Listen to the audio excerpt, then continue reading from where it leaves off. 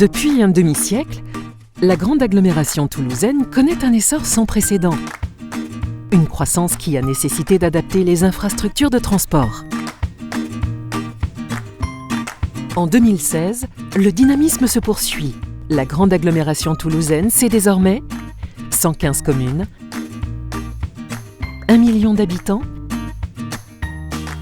15 000 habitants supplémentaires et 7 000 emplois nouveaux chaque année. 4 millions de déplacements, dont 900 000 à vélo et à pied, 2 300 000 en voiture et moto, 510 000 en transport en commun.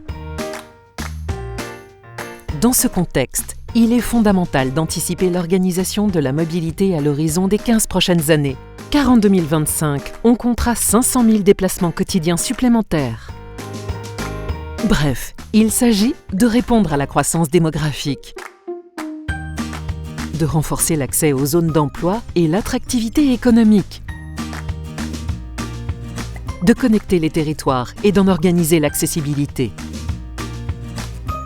Une démarche qui se conjugue également avec le souci majeur de la protection de l'environnement et de la santé, en favorisant notamment la qualité de l'air et en limitant le bruit, l'émission de gaz à effet de serre et la consommation énergétique. Des enjeux globaux qui nécessitent des solutions adaptées grâce à 3 leviers principaux.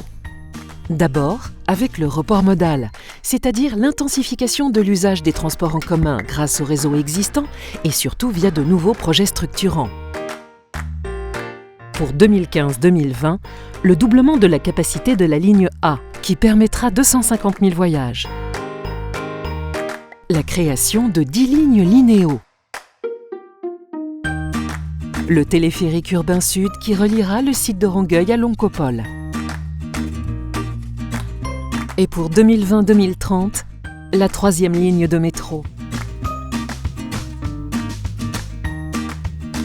La ceinture sud qui améliorera la desserte entre Colomiers et l'Oncopole et dont le mode de transport est à l'étude.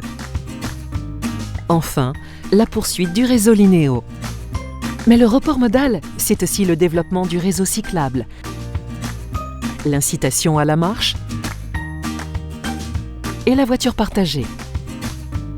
Autre levier, la recherche d'une maîtrise de l'urbanisation afin de dégager une cohérence entre développement urbain et transport, grâce à l'implantation d'équipements et de services publics, la construction de logements, l'aménagement de zones d'activité. Enfin, 3e levier pour la mise en œuvre d'un plan de mobilité, l'organisation des réseaux routiers et du stationnement avec l'objectif de mieux circuler pour tous les usagers. Une démarche qui passe par la modération de la vitesse en ville, le partage des voiries et des espaces publics entre les modes, la meilleure gestion du stationnement en lien avec les transports en commun. Voilà, la grande agglomération toulousaine va accentuer son développement. Une nouvelle stratégie de mobilité doit l'accompagner. Chaque habitant est concerné, quel que soit son mode de déplacement, quel que soit son territoire. Nos choix dessineront le futur. Participez au débat.